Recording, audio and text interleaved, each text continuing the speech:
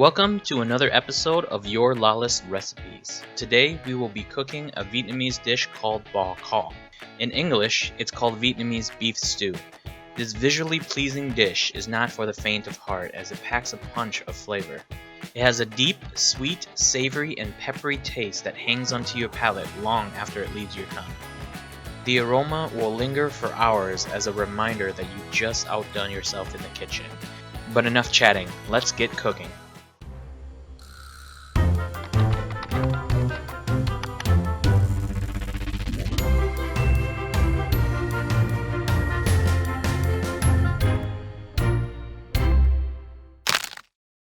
There are a lot of ways and ingredients to prepare this dish.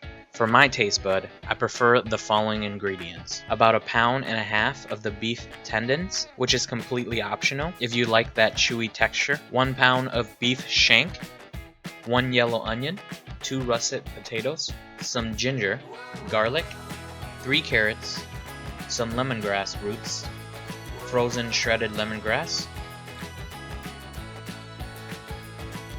spicy stewed beef flavor paste, same type of flavoring but in the powder format. You usually eat this either with egg noodles like these or dip it in French baguettes. You can't go wrong with either options, so when you decide to make this stew, get some baguettes too, and let us know which style you prefer in the comments section below. And last but not least, coconut soda. You'll need 5 cans for this recipe. First, start off by cutting up the beef and tendons.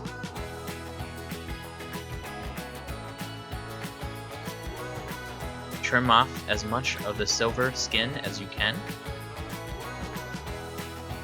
Since we will be simmering the meat for at least 2.5 hours, I'm not too worried about getting it all. Then, cut the meat in bite-sized pieces.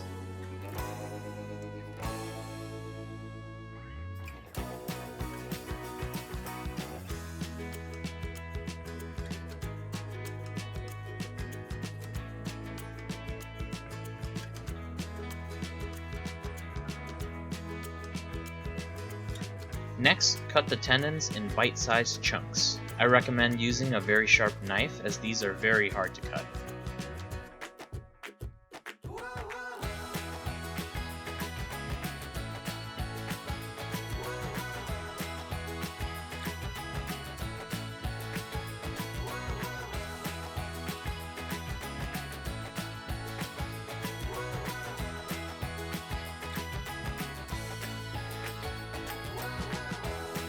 Then cut some ginger,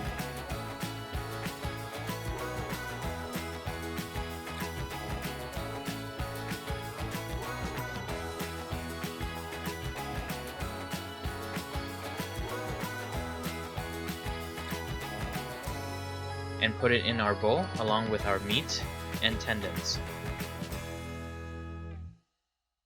We're going to add 1/4 cup of distilled white vinegar and 4 cups of water, and soak it for about 15 minutes to get rid of some of the unwanted smell.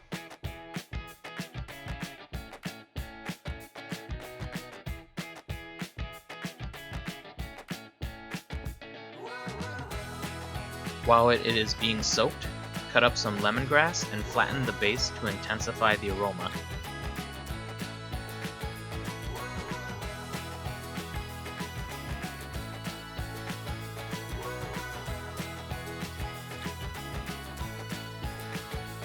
Get some cooking strings and tie it up.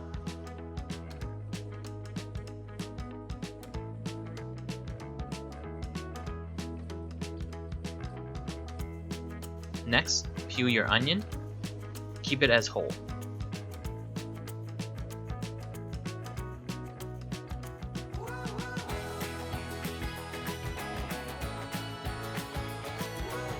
Peel your potatoes and cut it into bite-sized pieces.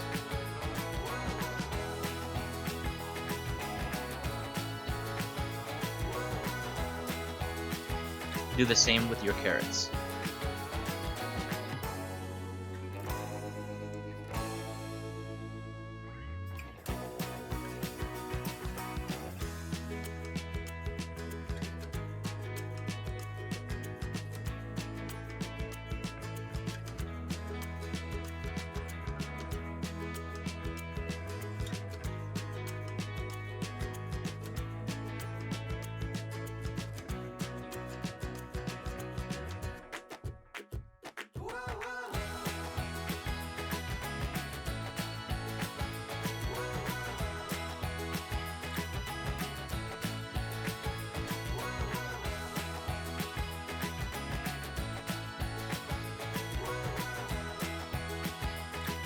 Chop up some garlic.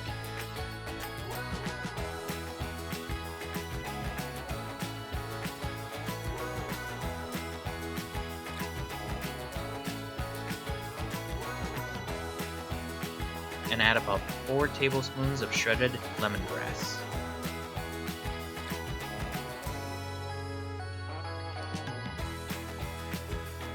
Once 15 minutes is up, rinse the meat through cold water a few times. Then we are ready to marinate our meat. 2 tablespoons of sugar,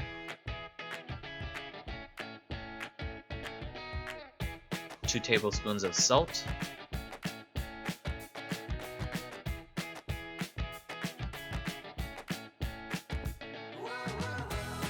3 tablespoons of beef stew powder,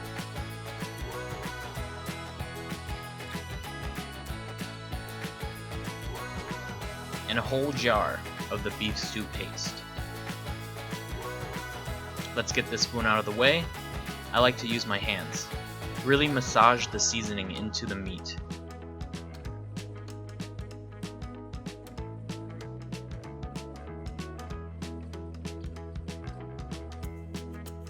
We'll marinate this for at least 30 minutes.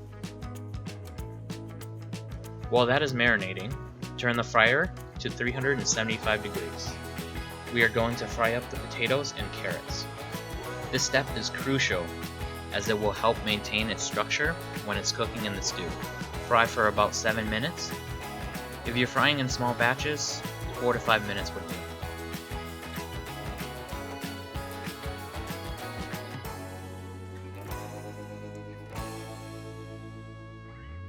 Next, get a big pot, put heat on medium-high, and add 4 to 5 tablespoons of oil in. I use olive oil. Cook the garlic and lemongrass together. Once the lemongrass turns a little brown, turn up the heat to high and add in your marinated meat. Cook for about 10 minutes. This is to help the meat and tendons hold in its flavor. Occasionally, stir up the bottom to prevent sticking. After 10 minutes, pour in 5 cans of coconut soda.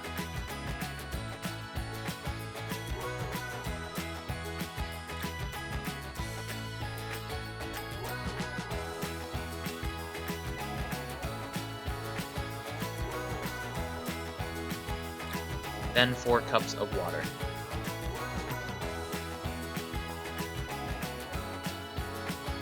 Cook on high until it boils. Add in your onion and lemongrass. Then bring down the heat to low and simmer for 2 hours and 15 minutes.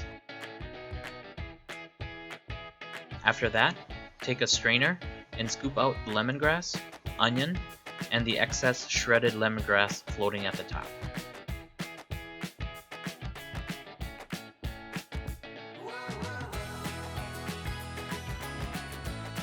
Then add your potatoes and carrots. And cook for the final 10 minutes. While waiting, cook up some egg noodles. These noodles cook pretty fast, about 3 to 4 minutes in boiling water is perfect.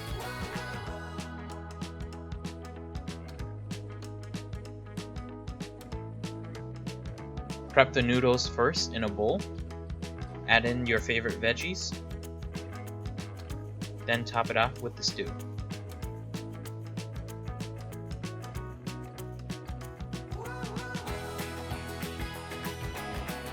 Finish it off with some fried shallots if you have any, completely optional.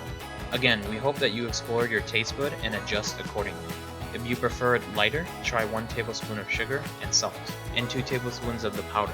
If you're on the saltier side, try 1 less can of coconut soda, or 1 tablespoon less sugar. Trial and error is the best way to learn how to balance your flavor. We would love to hear how yours turned out. Please comment below if you adjusted anything or what you would adjust next time. And now, passing it over to my beautiful wife for your brain food of the day.